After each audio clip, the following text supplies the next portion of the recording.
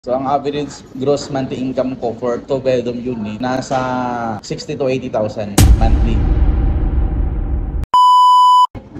My name is Ryan Pausanos, unit owner sa Urban Decoms Ortigas.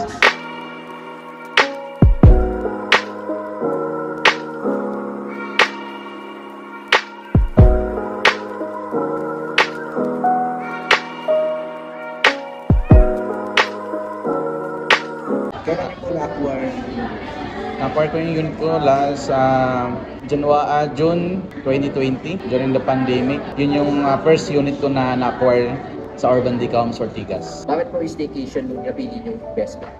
That time talaga, yun yung kasagsagan ng pandemic. So lahat talaga, wala kaming ibang hanap buhay or source of income. So yun, napag-isipan ko na mag-avail ng unit at gawing staycation. Pakagandahan doon sa staycation,